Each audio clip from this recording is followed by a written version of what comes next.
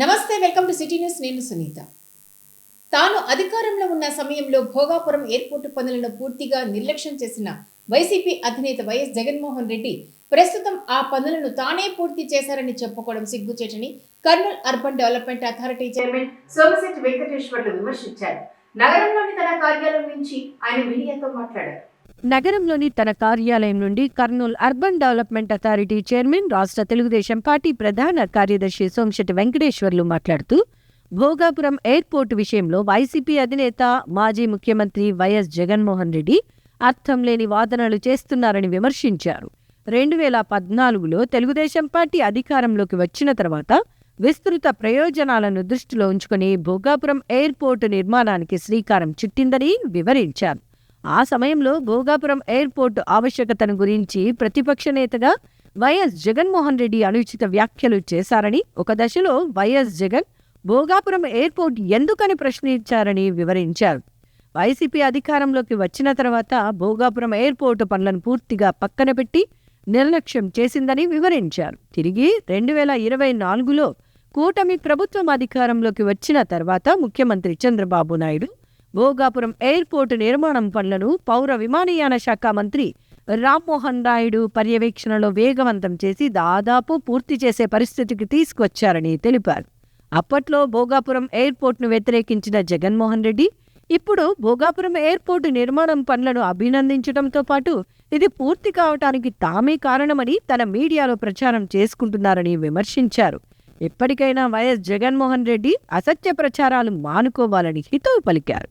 ప్రభుత్వం మీకు కేవలం జేబులు నించుకునేది ఒకటి కావాలి, ప్రజల సౌకర్యార్థం మీకు లేదు, డెవలప్మెంట్ అనేది మీ జీవితం లేదు. అందుకని చంద్రబాబు నాయుడు ముఖ్యమంత్రి అయిన వెంటనే మన అదృష్టశాత్తు రామ్మోహన్ నాయుడు పౌర విమాన శాఖ మంత్రిగా, ఆయన విమాన శాఖ మంత్రిగా రావడం మన అదృష్టం కేంద్రంలో. అందుకనే ఏదైతే భోగాపురం ఇమ్మీడియట్గా పూర్తి చేయాలి, అటువంటి ఇది ఆంధ్ర రాష్ట్రంలో ఎయిర్పోర్ట్ ఇంతటువంటి వచ్చిందంటే చాలా సంతోషపడాలి. ఇంటర్నేషనల్ ఎయిర్పోర్ట్ అనేది ఆంధ్రప్రదేశ్ నెంబర్ 1 ఇంటర్నేషనల్ ఎయిర్పోర్ట్ తెచ్చిన ఘనత చంద్రబాబుది, వైఎస్ జగన్మోహన్ రెడ్డి కాదు. జగన్మోహన్ రెడ్డి తుగ్లక్కాడు. ఈ తుగ్లక్కు తెలియకుండా అసలు ఆదాయం ఎట్లా పెంచాలా, అదనంగా రాష్ట్రాన్ని ఏ విధంగా డెవలప్మెంట్ చేయాలనే ఆలోచన లేకుండా తిక్క ఆలోచన చేస్తున్నాడు. ఇవాళ భోగాపురం విషయంలో, ఎయిర్పోర్ట్ విషయంలో నువ్వు ఏం చేసావు నేను అడుగుతున్నా. ఆ రోజు ఏమన్నావు, ఆ ఎయిర్పోర్ట్ అంత అవసరమా, అక్కడ పల్లెటూరు పనికిమాలేదు, అది పూత కూసినోడివి. ఈరోజు మీరంతా భోగాపురం ఎయిర్పోర్ట్ మేము తెచ్చినాం అంటున్నావు. తెచ్చి ఏం చేసినావు, మూలకు పడేసినారు ఫైళ్ళన్నీ, ఎక్కడ లేకుండా గొంగలు అక్కడే ఉంది. చంద్రబాబు వచ్చిన తర్వాత దీన్ని కదిలించి దీని మీద దృష్టి పెట్టి ప్రత్యేకంగా ఇమ్మీడియట్గా కట్టకట్టక స్పీడప్గా చేసి ఈరోజు ఇంటర్నేషనల్ ఎయిర్పోర్ట్ ఆంధ్రప్రదేశ్కి వచ్చిందని సంతోషపడాలి. ప్రతి ఒక్కరు సంతోషపడాలి. కానీ దీని మీద రాద్దంతం చేయడం మంచి పద్ధతి కాదు. సిగ్గు శర్మం ఉండాలి మీకు. అన్ని అబద్ధ కూతలే. ఈరోజు ఒక ముఖ్యమంత్రిగా పనిచేసి 5 సంవత్సరాలు నీవు ఏం చేసినా అడుగుతున్నా. నీవు కేవలం డబ్బులు దండుకున్నావు, ప్రజల ఆలోచన నీకు గిట్టలే, మంత్రుల ఆలోచన పెట్టావు, ఎమ్మెల్యేలకు ఎక్కడ కూడా ఇంటర్వ్యూ ఇవ్వలేదు. అటువంటి దుర్మార్గ పాలన గ్రహించి ఒక తుగ్లక్ ముఖ్యమంత్రిగా నిలిచిపోయిన ఘనత నీకు దక్కింది. అందుకనే ఈ విషయంలో మీకు మాట్లాడేదని అర్హత లేదు. ఇది కేవలం చంద్రబాబు నాయుడు యొక్క ఘనత, కూటమి ప్రభుత్వం ఘనత. చంద్రబాబు కానీ, మా లోకేష్ కానీ, పవన్ కళ్యాణ్ కానీ, మోదీ గారి సహకారంతో ఇది పూర్తి జరిగింది. అందుకనే కూటమి ప్రభుత్వం ఏది చేసినా విజయం సాధిస్తుంది. ఈ విజయం ప్రతి ఒక్క విజయం ప్రజల కోరిక, ప్రజల విజయం మాకు మీరు ఇచ్చారు, ప్రజలు ఓటు వేశారు. కాబట్టి ప్రజల సౌకర్యార్థం ఏదేం చేస్తాం. మేము ఇంకా ఎన్నో చేయాలనుకున్నాం. ప్రతి దానికి రాద్ధాంతం చేసి ప్రతి దానికి ఏదో తప్పుడు కూతలు చూస్తూ మేమే చేసామట. నీ ముఖం కాలా మీరు నేను చేసింటే 2024 ఎన్నికలు ఎందుకు ఓడిపోతారు? తాను అధికారంలో ఉన్న సమయంలో రాయలసీమలోని ప్రాజెక్టులకు నిధులు కేటాయించకుండా నిర్లక్ష్యం చేసిన వైసీపీ అధినేత వైఎస్ జగన్మోహన్ రెడ్డి ఇప్పుడు కూటమి ప్రభుత్వంపై సాగునీటి ప్రాజెక్టుల విషయంలో విమర్శలు చేయడం నంద్యాల జిల్లా తెలుగుదేశం పార్టీ అధ్యక్షురాలు, పాణ్యం ఎమ్మెల్యే శ్రీమతి గౌరచరిత వెంకటరెడ్డి విమర్శించారు. ఈ మేరకు నంద్యాలలో జరిగిన విలేకరుల సమావేశంలో ఆమె మాట్లాడారు. నంద్యాల పట్టణంలోని రాష్ట్ర మంత్రి ఎన్ఎండి ఫారూక్ కార్యాలయంలో జరిగిన విలేకరుల సమావేశంలో ఆ జిల్లా టీడీపీ అధ్యక్షురాలు, పాణ్యం ఎమ్మెల్యే శ్రీమతి గౌరచరిత వెంకటరెడ్డి మాట్లాడుతూ, వైఎస్ఆర్ కాంగ్రెస్ పార్టీ అధికారంలో ఉన్న 5 సంవత్సరాల కాలంలో రాయలసీమలోని ఇరిగేషన్ ప్రాజెక్టులను పూర్తిగా నిర్లక్ష్యం చేసిందని విమర్శించారు. రాయలసీమ వాసి అయి ఉండి వైసీపీ అధికారంలో ఉన్న సమయంలో ముఖ్యమంత్రి వైఎస్ జగన్మోహన్ రెడ్డి సాగునీటి ప్రాజెక్టుల మరమ్మతులు, నిర్మాణాలకు సంబంధించి నిధులను కేటాయించకుండా పూర్తిగా నిర్లక్ష్యం చేశారని చెప్పారు.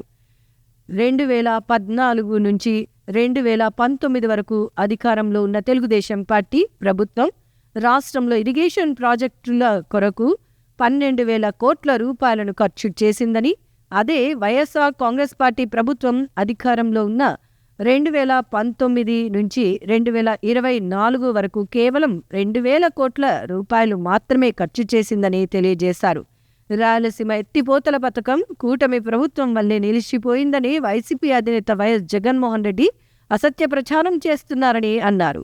ఎలాంటి అనుమతులు లేకుండా వైసీపీ అధికారంలో ఉన్న సమయంలో చేపట్టిన ఈ ప్రాజెక్టు నిలిచిపోవటానికి అప్పటి ప్రభుత్వమే కారణమని వివరించారు. ఇక పాణ్యం నియోజకవర్గంలోని గోరుకల్లు రిజర్వాయర్ నిర్మాణం పనులను టీడీపీ అధికారంలో ఉన్న సమయంలో 90% పూర్తి చేసిందని, మిగతా 10% పనులను వైసీపీ అధికారంలో ఉన్న 5 సంవత్సరాల పాటు చేయలేకపోయారని, ఫలితంగా రిజర్వాయర్ కట్టలు దెబ్బతిన్నాయని చెప్పారు.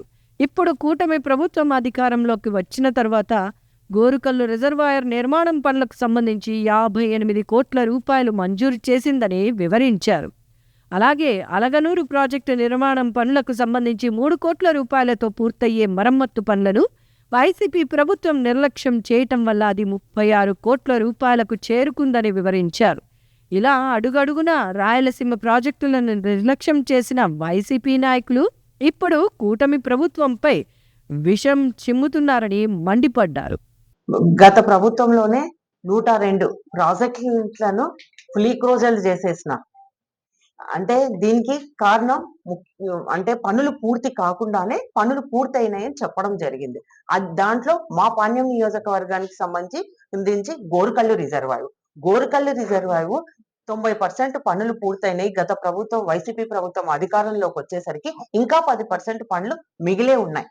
అప్పటికే వాళ్ళు మొత్తం పనులన్నీ పూర్తయిని చెప్పేసి చెప్పడం వల్ల ఆ కట్టకే ప్రమాదం వచ్చింది.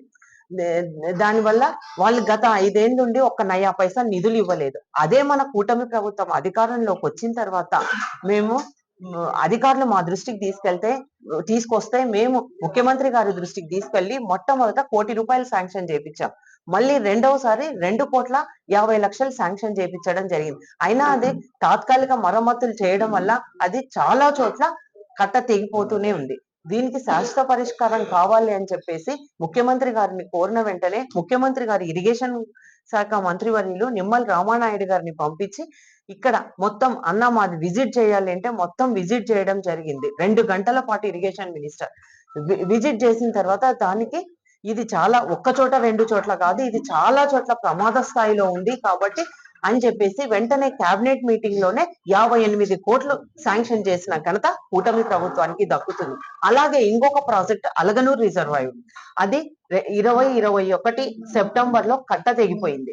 ఆ కట్ట తెగిపోతే అప్పుడు పనులు చేస్తే 3 కోట్లకు మాత్రమే ప్రతిపాదనలు పంపడం జరిగింది. కానీ గత వైసీపీ నాయకులు వాళ్ళ కమిషన్ల కోసం దాన్ని అలాగే గాలికి వదిలేయడం వల్ల ఈ రోజు అది 5 ఏళ్ల నుంచి తాగునీరు లేదు, సాగునీరు లేదు, అలాగే కనీసం పశువులు తాగడానికి కూడా నీళ్లు లేని పరిస్థితి, మత్స్యకారులు కూడా జీవనోపాధి కోల్పోయిన పరిస్థితి అది అలాగే ఉంది. ఇప్పుడు మళ్ళీ ఈ ప్రభుత్వం వచ్చిన తర్వాతనే 36 కోట్లకు 3 కోట్లతో పూర్తయ్యే పనులు ఈ రోజు 36 కోట్లకు చేరుతున్నాయంటే చూడండి వాళ్ళ అనాలోచిత నిర్ణయాలు, వాళ్ళ అవినీతి ఎంతసేపు ఉన్నా శాండ్ మీద, ల్యాండ్ మీద, వైన్ మీద ఉన్న ధ్యాస నీటి ప్రాజెక్టుల మీద వాళ్ళకి లేదని కూడా ఈ సందర్భంగా తెలియజేస్తా ఉన్నాం.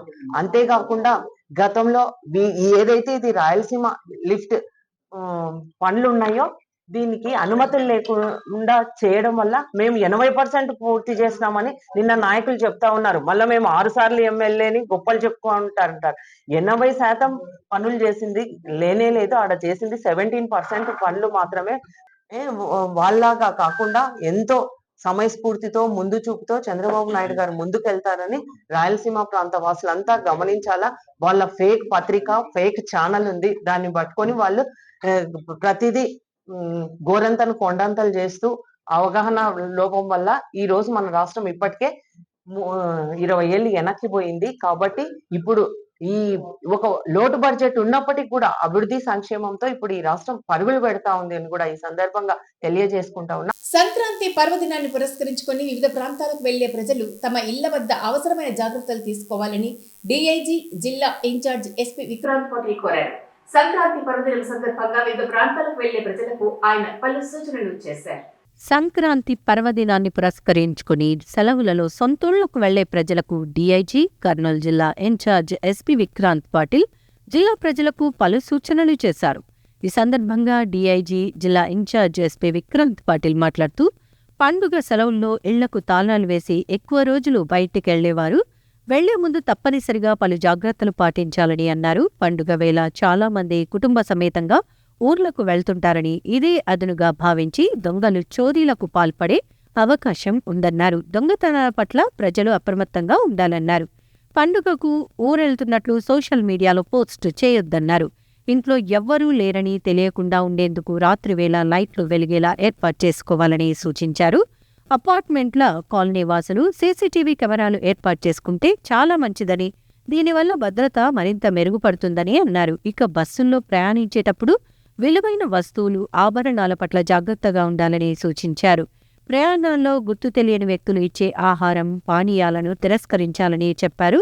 ఇళ్లకు తాళాలు వేసి వెళ్లేటప్పుడు నగదు, బంగారం, ఇతర విలువైన వస్తువులను ఇంట్లో ఉంచరాదని, బ్యాంకు లాకర్లలో లేదా ఇతర సురక్షిత ప్రాంతాల్లో భద్రపరుచుకోవటం ఉత్తమమన్నారు. ఈ చిన్నపాటి జాగ్రత్తలు పాటించటం ద్వారా చోరీలను నివారించవచ్చని, తద్వారా పండుగను ప్రశాంతంగా జరుపుకోవచ్చని అన్నారు. నేరాల నివారణకు అసాంఘిక శక్తుల కదలికలపై పోలీసులకు సమాచారం అందించడం ద్వారా సహకరించాలని అన్నారు.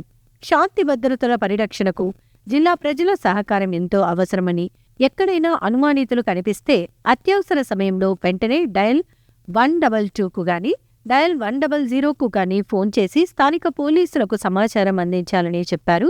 ఈ సూచనలు దొంగతనాల వంటి నేరాలను అరికట్టి పండుగను ప్రశాంతంగా జరుపుకోవటానికి సహాయపడతాయని డీఐజీ కర్నూలు జిల్లా ఇన్ఛార్జ్ ఎస్పీ విక్రాంత్ పాటిల్ తెలిపారు.